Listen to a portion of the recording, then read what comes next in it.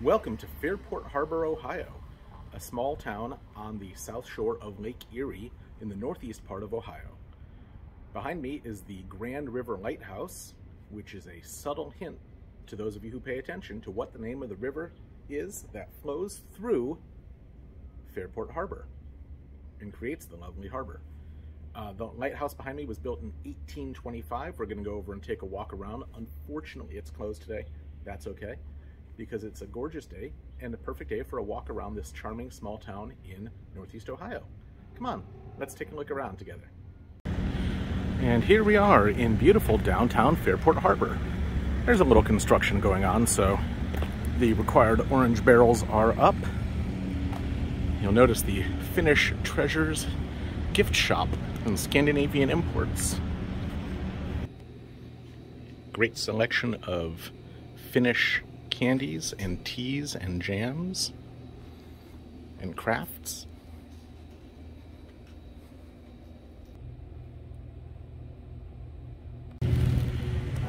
And as we continue up the street, notice even the laundromat in the Finnish blue and white colors.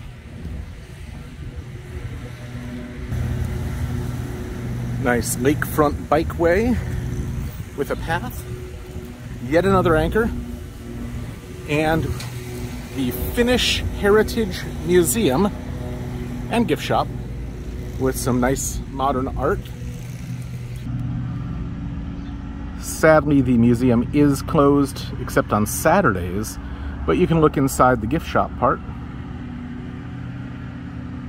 So at the shop, I got some fun Finnish tea, which is flavored with a local berry like a blueberry. A beanie cap with the Lapland flag. A Moomin book and a Moomin postcard. Several Moomin candies and a super hot mustard. Very hot Finnish mustard. And a Moomin towel. So I kind of got some early Christmas shopping done there. She even gave me a nice piece of her homemade almond cake. What can I say? I'm a sucker for small town shops. Now, over here, we have the Fairport Beverage and Liquor and a gourmet soap and decorative shop.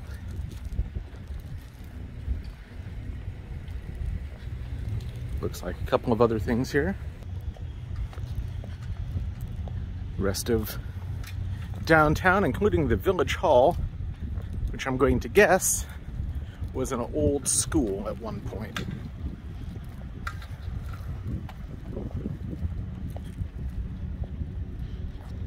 Sure looks that way. Great old sign there, Schuster's Service. You'll notice a lot of these downtown streets are all brick, especially around the park here. That's really adds a lot when a town can keep up some of its history like that. And on this particular tree-lined brick street is this very beautiful old Congregational church, United Church of Christ, with a pride flag out front showing that all are indeed welcome and it's not just lip service. Beautiful building. Some nice houses on the main drag here. You definitely notice in all directions the hill drops away quickly. This is a nice noticeable rise over Lake Erie, which is why they put the lighthouses that we were looking at in the beginning up here in the first place.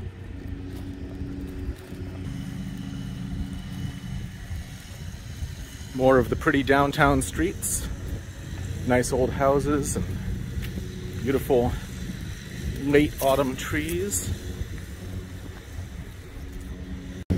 The town cannon, possibly a howitzer. I don't know my weaponry.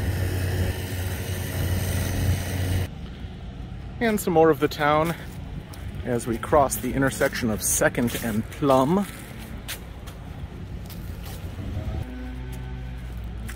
Nice little street here, and I don't know if you can quite tell in the video, but it ends in about half a block here, right on the shores of Erie.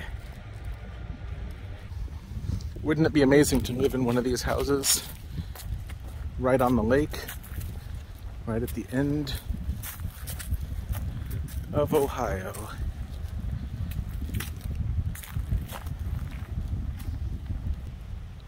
I mean, this would be your wake-up view every morning. Just amazing. Notice my new Lapland hat, courtesy of the Finnish shop here in town. For all your Scandinavian needs, highly recommend. She was super friendly, by the way. Just didn't want to be on camera. Can't blame her. And as we head back toward center of town, what a perfect, idyllic little street. We're on the north side of the city square park here. Village square park, I should say. And here is the Finnish Monument, dedicated to the early Finnish Americans who settled this area 200 years ago. Here's the town war memorial. As you can see from a lot of these names, Hissa, Kangas, Kaukonen, Klippi, Marko, Reki, Takala, Turi, Werinen. Lots of Finnish Americans who moved here and served their new adopted country. We continue through the park here.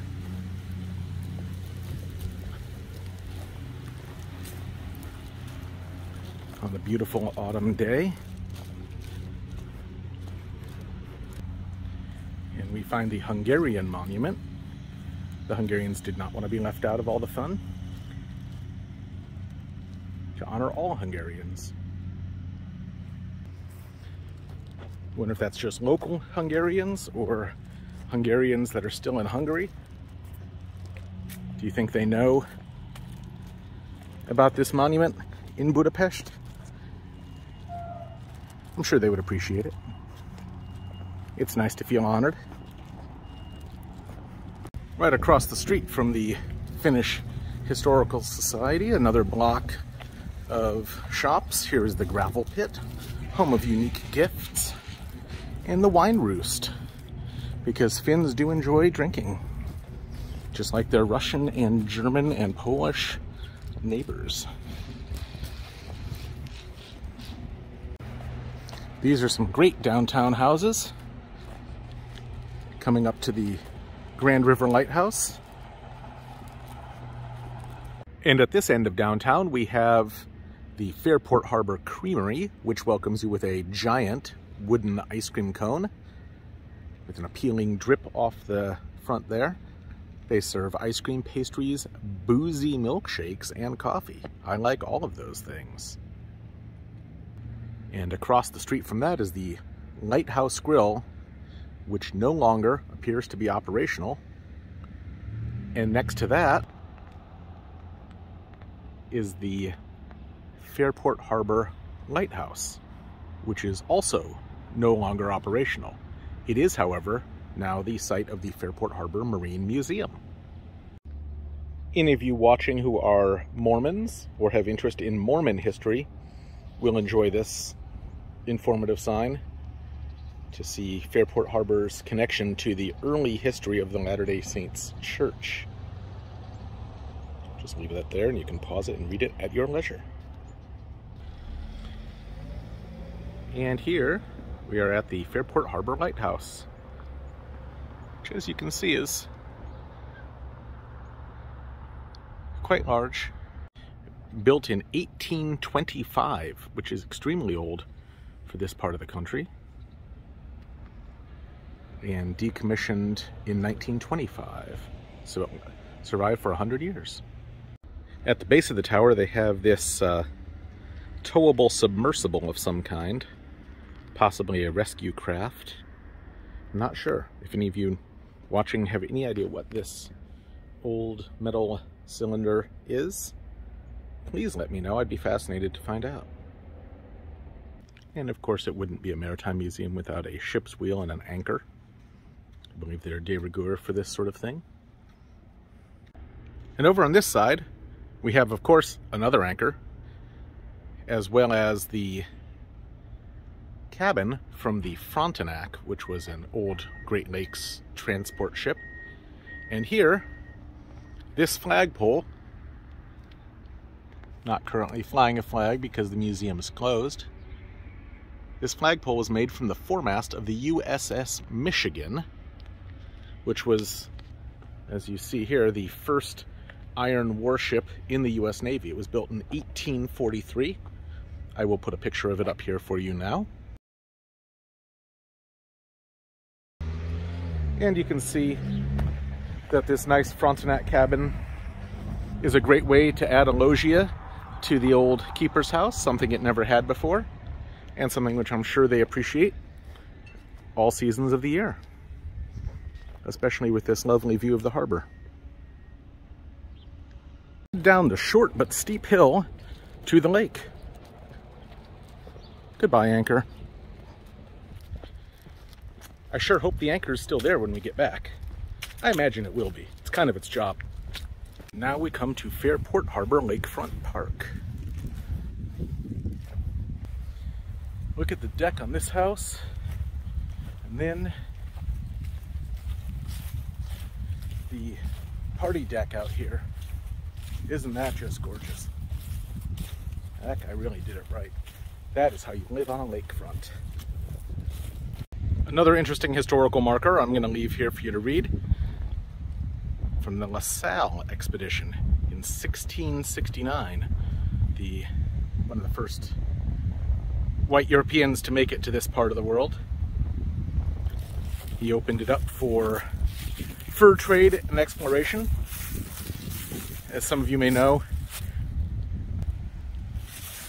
Ohio was originally settled by the French. It was only after the French and Indian War that the English took over. And then I think they ruled it, from the end of the French and Indian War until the start of the American Revolution. So Ohio was really only in English hands for maybe 20-some years.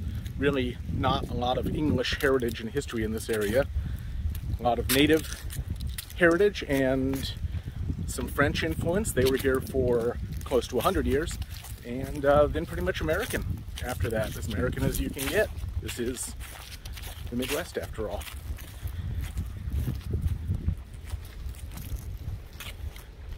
A lot of old French sites around if you know where to look. I've come across a few here and there. Now as we head out in the park, don't worry, I don't plan to swim. It's very cold and smells like fish, which is not something that entices me to want to jump in. It does, however, entice the many shorebirds I see around here, who are very excited by the fish. And a nice little beachfront with some very gentle waves. Since we are inside the harbor breakwater, you won't get any big waves, so perfect for swimming if it wasn't so blessed cold. Continuing out on the pier here, there is a pair of mallards.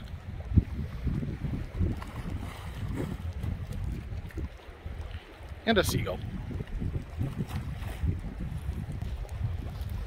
And here's all the seagulls' friends. They're about to be angry at me for walking by, but you know, they can always come back. Sorry guys, sorry.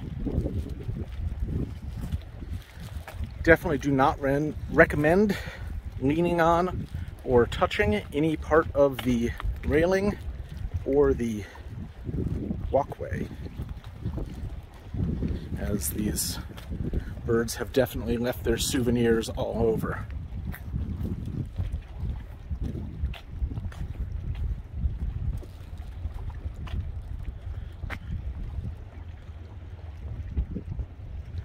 I'll let the rest of these birds enjoy their day without disturbing them. I do want to show you one thing while we're out here. This is the breakwater and the entryway over here. And those of you who are avid followers of the channel may recognize this lighthouse from a walk that I did back in, I want to say March or April of this year. If not, please check it out. I'll leave a link below. And there's the causeway that I walked along to get to that very pretty lighthouse. Long, long walk out there. And looking back at town, you can see the lighthouse in town and the reflection of the sun on the shore and the inner part of the harbor.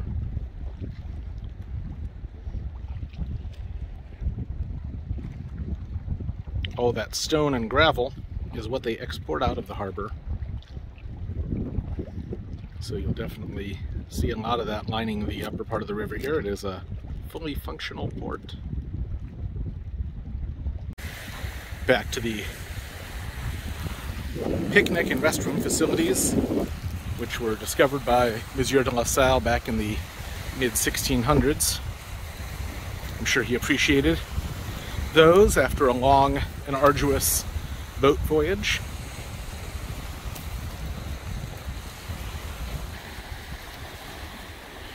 And here are some footprints from the various shorebirds that live in the area all over the beach. One thing I always think is really interesting when I walk along Lake Erie beaches is you'll find little rocks like this, super light. It's actually coal. This is heavily weathered coal. When the ships were coal powered that used to ply up and down the Great Lakes in the 1800s, one of the byproducts of coal powered ships is little pieces of coal that would fall off or sometimes be ejected out of the stacks without having burned all the way first.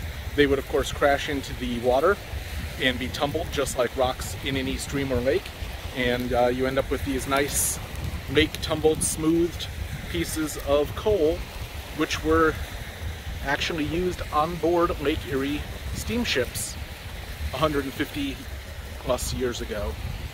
So kind of a neat little piece of history that you can find up and down the shore if you know what to look for. It doesn't take a lot of effort to find more bird footprints. You actually have trouble finding a piece of sand that is not covered in their footprints. They are everywhere. The birds, however, have departed for right now.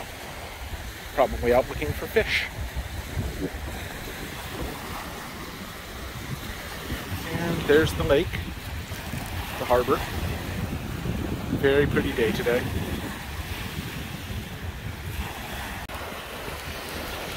Right in the wave zone of the lake, I've come across this stick chock full of ladybugs.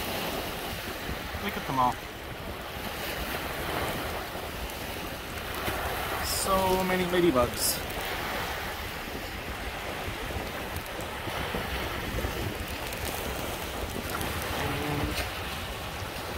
And your little friends coming to join them. Come on, little ladybug. Do you see your friends? Definitely a ladybug party happening here. Here are a few more houses with great decks and double decks and double-decker decks on the bluff overlooking the lake. Come across a couple of anglers here and also found where all the seagulls went. They're all over.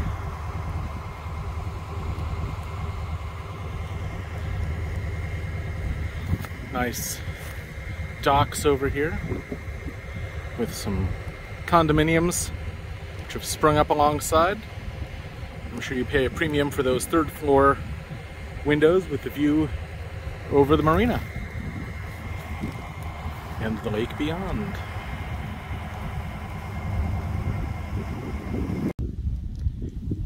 I think one thing you don't notice, because you hear me talking the whole time, is just what a wonderfully quiet town this is.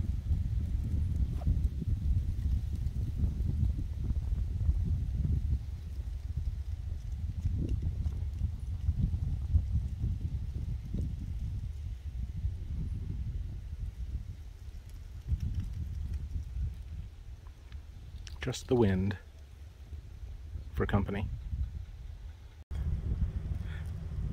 Well, thank you so much for joining me on today's journey through Fairport Harbor, Ohio, a lovely little fishing and seaport village on the northeast coast of Ohio. Tune in again next time, and who knows where we'll go.